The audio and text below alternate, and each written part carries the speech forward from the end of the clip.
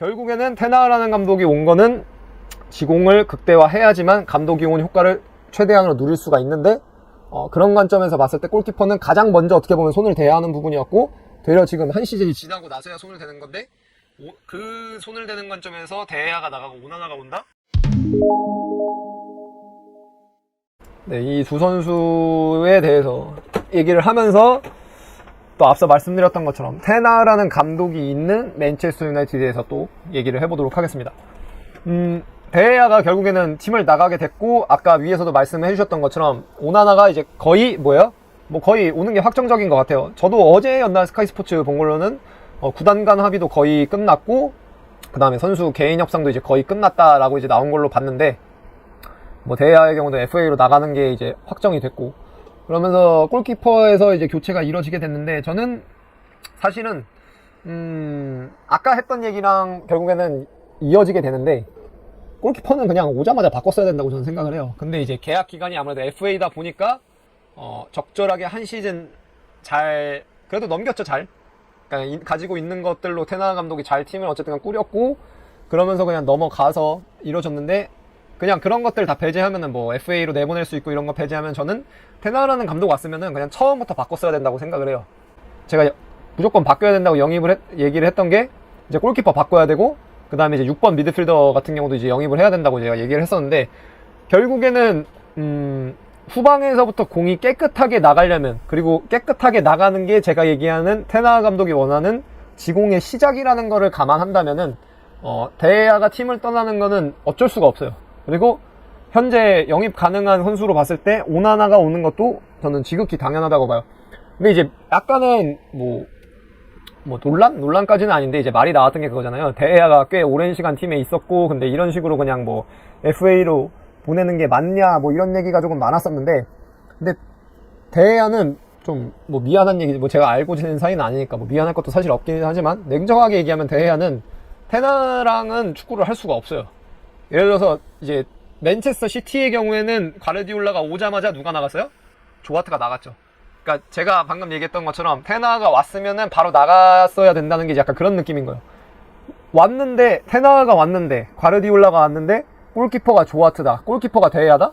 그러면 애초에 지공 자체는 시작을 할 수가 없어요. 아니, 할 수는 있겠죠. 근데 지공을 시작했을 때 그게 골까지 이어질 확률이랑, 그거를 지공을 시작했을 때 그게 되려 공을 뺏겨서 역습을 당해서 골을 먹힐 확률이랑 봤을 때 후자가 더 클 수밖에 없다는 거죠. 그리고 그게 보통 우리가 얘기하는 뭐예요?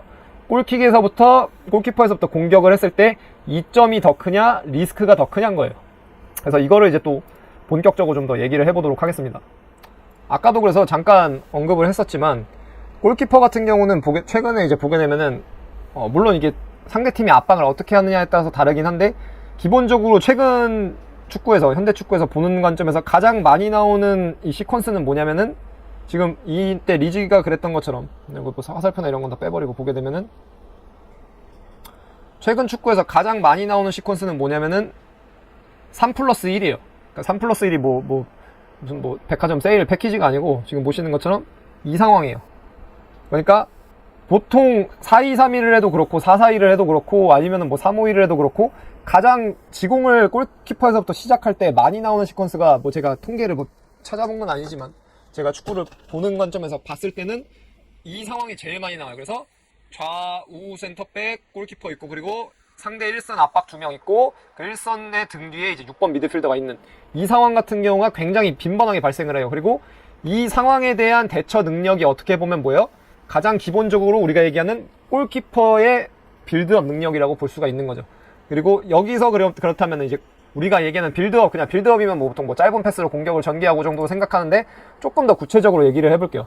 빌드업이라는 게 결국에는 뭐냐면, 골키퍼는 그건 뭐냐면은, 여기서 빌드업이라는 건 뭐예요? 공을 좌우로 순환시킬 수 있는 기술적, 전술적 능력이 있느냐요.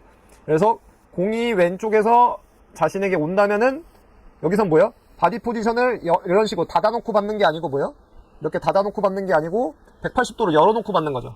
180도로 열어놓고 받아서 이런 식으로 몸의 방향이 이런 식으로 열려 있는 거죠. 열리고 받아서 공을 받고 컨트롤해서 반대쪽으로 전환시킬 수 있는지. 그래서 전환시킴을 통해서 이렇게 공을 순환시켜서, 첫 번째 옵션은 뭐예요?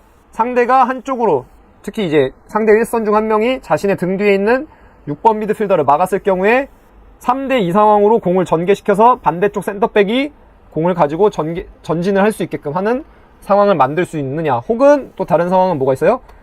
좌우로 순환을 시켜서 상대의 1선 같은 경우가 벌어졌을 때, 어느 정도 벌어졌을 때 이 라인 사이 상대의 1선을 관통하는 인사이드 패스를 집어 넣을 수 있느냐.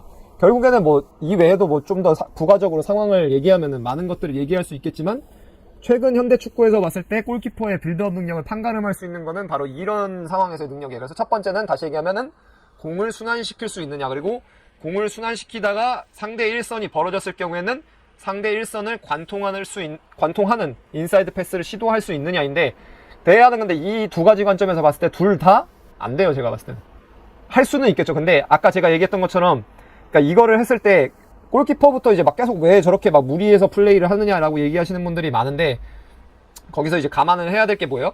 감안을 해야 될 게 뭐냐면, 이점이 크냐 아니면 리스크가 더 크냐예요. 이제 이거는 데제르비 감독의 표현이거든요.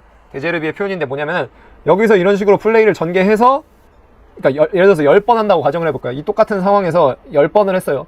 10번을 했을 때 예를 들어서 7번, 8번 정도 여기서 플레이를 해서 이렇게 나갈 수도 있고, 아니면 아까 봤던 것처럼 이렇게 해서 나갈 수도 있고 하는데, 에러가 없이 7, 8번 정도를 여기서 빠져나가면은 공이 그 다음 번으로 전개가 될 거 아니에요? 그러면은 그거는 결국에는 이제 하이라이트 편집으로 보게 되면은, 이거는 이 패스는 이제 하이라이트에 들어가진 않겠죠. 근데 그 이후에 뭐 공이 계속 좌우로 전개 되다가 골까지 들어갔단 말이에요. 그래서 한 2분 있다가 골이 들어갔어요. 하이라이트는 전혀 나오지 않겠죠. 근데 그 2분 뒤에 골이 들어갔는데, 사실은 이 패스가 없었으면 그 2분 뒤에 상황이 존재해요, 안 해요? 존재하지 않죠. 존재하지 않는 거예요. 그러니까 제 표현을 뭐라고 하냐면은 어시스트인 거예요. 그러다 보니까 하이라이트는 나오지 않아요. 그러다 보니까 그리고 사람들은 그 중요성을 간과해요. 몰라요. 왜? 뭐 직접적으로 득점이랑 별로 관계가 없어 보이니까. 근데 이 패스가 없었다면 그 2분 뒤에 상황 자체가 오지 않았기 때문에 골키퍼가 중요한 거고, 그러니까 센터백이 중요한 거고, 그러니까 과르디올라 같은 경우가 몇 천억씩 투자해가지고 골키퍼랑 센터백을 그렇게 사는 거예요. 근데 사람들은 근데 그거를 모른다는 거죠. 근데 이제 다시 돌아와서 결국에는 그 마진인데, 7, 8번을 그렇게 성공해서 공을 내보내면은, 그럼 2번, 3번 정도의 리스크는 감안을 할 수가 있는 거예요. 2번, 3번은 우리가 뺏길 수도 있겠지만 7, 8번까지 가서 우리가 득점을 갈 수 있었기 때문에 이점이 더 크기 때문에 이거를 시도한다는 거예요. 그리고 보통은 그럴 수 있는 골키퍼를 팀이 보유를 하는 거고, 근데 대해야는 뭐예요? 대해야는 제가 봤을 때는 거꾸로예요. 2번, 3번 정도 이거를 타겟해서 공을 전개할 수 있는 상황이 오는 거고, 되려 7, 8번이 이렇게 했을 때 리스크가 있어서 여기서 공의 소유권을 내주고 실점까지 이어지는 위기 상황이 올 확률이 높아요. 그러다 보니까 뭐 대야가 물론 저도 그런 감정적인 부분도 당연히 공감을 하죠. 뭐 대야가 팀에서 오래 활약을 해줬고, 공이 없을 때 선방에서는 확실히 좋은 골키퍼고, 그다음에 뭐 굉장히 본인이 뭐 뒷구단에 애정도 있어 보이고 이랬던 것들 다 맞는 얘기인데, 근데 아까 얘기했던 것처럼 테나우라는 감독이 왔고, 테나우라는 감독이 온 거를 극대화시키고자 하면은 가장 먼저 손을 대고 가장 먼저 바뀌어야 될 부분이 바로 어딘 거예요? 골키퍼인 거예요. 그러다 보니까 대야는 나갈 수밖에 없어요. 그리고 저는 첫 시즌에 이미 바꿨어야 된다고 생각을 하는데, 뭐 모르죠. 이미 애초에 뭐 오나나라든지 아니면 대야가 FA가 되는 걸 고려를 해서 대야를 한 시즌 뜨고 내보내서 영입을 하려고 했던 건지 그런 것까지는 잘 모르겠지만, 어쨌든 한 시즌 지나갔고 이제 두 번째 시즌이 시작하기 전인 지금의 이제 작업이 이루어지고 있는 거죠. 그래서 그러면 이제 대야가 나가는 거는 오케이, 대야가 나가는 건 나가는 건데, 이제 그러면은 그 다음으로 넘어가서 오나나는 결국에는 이제 그러면은 뭐 물론 이제 대야보다는 확실히 그냥 보시더라도 아시겠지만 대야보다는 우위에 있는데, 오나나 같은 경우에는 그럼 뭐가 좀 더 낫냐, 왜 굳이 다른 골키퍼가 아니고 이제 오나나를 영입하냐를 또 잠깐 얘기를 해보도록 할게요. 네, 그래서 지금 또 경기 중 상황인데, 이거 아약스 때 상황이거든요. 일단은 오나나는 테나우 감독이랑 거의 뭐 한 100경기 넘게 같이 했죠. 100경기 넘게, 100경기였나? 뭐 하여튼 굉장히 많은 경기를 같이 했고, 그러다 보니까 이제 감독이 굉장히 잘 아는 골키퍼인데, 아까도 얘기했던 것처럼 단순히 감독의 뭐 인맥을 데려온다고 해서 비판을 할 이유는 없어요. 그건 비난이고, 그냥 논리 없이 그냥 무논리로 그냥 까고 싶으니까 까는 거고, 그 외적으로 문제는 없고, 그리고 팀의 중장기적인 관점에서 봤을 때 필요한 골키퍼인데, 일단은 아까 얘기했던 것처럼 대야는 마진에서 두세 번을 성공을 하고 7, 8번이 실패하는 골키퍼였다면 오나나는 7, 8번을 성공 혹은 뭐 8, 9번을 성공하는 골키퍼고 이제 한 번, 두 번, 3번을 실패하는 골키퍼이기 때문에 이제 거기서는 확실히 공을 순환시키고 그 다음에 상대 일선을 관통할 수 있는 패스를 넣을 수 있느냐 부분에서 확실히 대야보다 위에 있어요. 그리고 공이 없을 때 세이브를 하는 부분에서도 제가 봤을 때는 그렇게 크게 모자라지는 않고요. 그 외적으로 지금 이제 이 경기 중에 발생한 상황을 보시게 되면은 오나나의 경우에는 이제 거기서 약간 한 발 더 나아가서 조금 더 능동적으로 상대 일선을 자기한테 끌어들이고 그 이후 상황에서 수적 우위를 만들어낼 수 있는 선수예요. 보통은 이제 제가 얘기하는 이런 거에 가장 대표적인 예로 꼽히는 선수가 누구예요? 지금 꽤 오랜 시간 동안 바르셀로나의 주전 골키퍼로 활약하고 있는 테오 슈테겐이죠. 테오 슈테겐의 경우에가 단순히 공을 제가 아까 대야경을 예로 들면서 작전판을 보여드렸던 것 이상으로 테오 슈테겐의 경우에 수비를 끌어들여요. 나한테. 자기한테 끌어들이고 거기서 이제 뭘 해요? 우리가 봤을 때는 굉장히 위험천만하게 보이는 그런 플레이를 선보이는 골키퍼인데 오나나의 경우에도 그게 이제 가능한 키퍼죠. 결국에는 지금 보시게 되면은 대부분의 일선 압박의 경우에는 제대로 된 팀이라면 압박을 어떻게 하냐면은 상대 일선은 한쪽을 막으면서 압박을 해요. 지금 같은 경우에는 왼쪽을 막으면서 이제 압박을 해서 들어가는 상황이거든요. 왼쪽을 막으면서 골키퍼가 그러니까 가진 옵션을 제한하는 거예요. 지금 보게 되면은 가운데 있는 옵션 이게 아마 알바레스일 텐데 알바레스의 경우에는 등 뒤에서 이제 압박을 하기 위해서 원원원 형태로 압박이 진행되고 있고 한쪽을 왼쪽을 막으면서 압박을 하다 보니까 이제 오나나한테 남은 옵션은 뭐예요? 오른쪽 옵션밖에 없는 거예요. 근데 그럼 이게 압박하는 팀에서 뭐예요? 사인인 거예요. 혹은 이게 이미 전술적으로 이제 훈련이 된 거고. 그래서 내가 얘를 왼쪽 봐봐. 내가 얘 왼쪽으로 막고 가고 있으니까 이 화면엔 지금 보이지 않지만 오른쪽에 있는 선수한테 얘기하는 거죠. 야, 얘 오른쪽으로 보낼 거니까 야, 오른쪽에서 무조건 끝내. 여기서 압박해야 돼. 여기서 공 뺏어 오자라고 이제 말이 아닌 몸으로 이제 팀이라는 팀 단위에 이제 압박이 되어 있는 거죠. 근데 여기서 따지고 보면은 가능하다면은 그렇다면은 가장 좋은 선택지는 뭐예요? 가장 좋은 선택지는 이 애가 막고 온 방향을 공략을 해버리면은 바로 몇 대 몇이 나오는 거예요. 여기서 이렇게 몇 대 몇이 나오는 거예요. 여기서 2대1이 나오는 거죠. 얘가 야 내가 여기 막으면서 가니까 너 이 방향으로 패스 못 준다. 여기다 줄 생각하지 말라고 했는데 여기서 그 방향으로 패스를 할 수 있는 상황을 골키퍼가 만들어낼 수 있다면은 가장 능동적인 유형의 골키퍼가 되기 때문에 팀에도 가장 좋은 상황이 올 수가 있게 되는 거죠.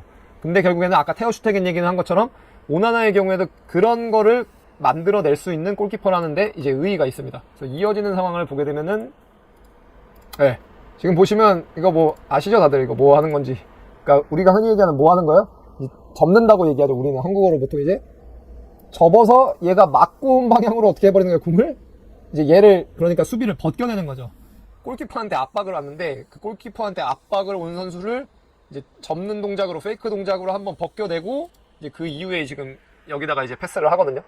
그러니까 애초에 지금 골키퍼한테 압박을 온 선수가 이제 압박 기준으로 이제 왼쪽이니까 왼쪽에서부터 와서 이제 압박을 이쪽 방향으로 주지 말라고 온 건데 그거를 인위적으로 자신이 그 수비를 그 압박을 벗겨내고 거기다 플레이를 했기 때문에 지금 오른쪽에 있는 센터백의 경우에는 뭐예요? 자신의 이게 아마 팀버일 텐데 팀버는 자신을 압박해야 될 선수가 골키퍼한테 갔기 때문에 자신은 완전히 압박을 받지 않는 마크를 받지 않는 상태고 그 상태에서 이제 공을 넘겨받을 수가 있게 되는 거죠. 그리고 이제 여기서 이제 또 지켜봐야 할 부분이 뭐냐면은 오나나는 오른발잡이거든요. 오나나는 오른발잡이인데 지금 아까 첫 번째 장면에서 공을 컨트롤했던 발도 왼발이고 그리고 지금 공을 접는 모션을 하는 발도 무슨 발이에요? 왼발이에요. 이거는 제 생각에는 테오 슈테겐도 뭐 이런 식으로 플레이하는 경우가 있지만 오나나의 경우에는 뭐예요? 그러니까 받을 때부터 공을 왼발로 컨트롤한 이유가 뭐냐면은 애초에 그러니까 이거를 생각을 하고 있던 거죠. 얘가 이쪽을 막으면서 오니까 왼발로 컨트롤을 해놓고 거기서 자신의 주발이 아닌데도 왼발로 다시 한번 접어서 거기서 2대1이 나오는 상황을 만들어낼 의도가 어느 정도 있었다는 거예요. 혹은 물론 그것도 있죠. 왼발로 컨트롤해서 이제 반대로 전환을 할 의도도 있었을 수도 있겠지만 근데 전자가 됐든 후자가 됐든 어쨌든 간 반대발로 컨트롤하고 2차적으로 수비를 벗겨내는 동작까지 반대발로 할 수 있을 정도의 기술적인 능력이 있는 골키퍼가 오나나라는 거죠. 그러다 보니까 이제 테나우라는 감독이랑 아약스에서 굉장히 오래 했고 그러다 보니까 지금 또 결국에는 맨체스터 유나이티드에 영입이 되려고 하는 경우고요. 그러니까 오나나는 보게 되면은 배경으로 따졌을 때는 사실 크게 놀랍지는 않긴 해요. 크게 놀랍지는 않다는 게 왜냐면은 이제 오나나가 저 사무엘 에투 아카데미 출신이잖아요. 사무엘 에투 아카데미 있다가 바르셀로나 넘어와서 바르셀로나 유소년 있다가 이제 아약스로 넘어간 경우인데 뭐 축구 팬분들이라면 다들 아시잖아요. 바르셀로나랑 아약스의 경우는 이제 누구랑 굉장히 밀접한 관련이 있어요? 요한 크루이프랑 굉장히 밀접한 관련이 있고, 이 밀접한 관련이 있다는 거는 이 요한 크루이프의 축구관이 그대로 지금도 계승되고 있는 구단들이기 때문에 밀접하게 관련이 있다고 얘기를 하는 거잖아요.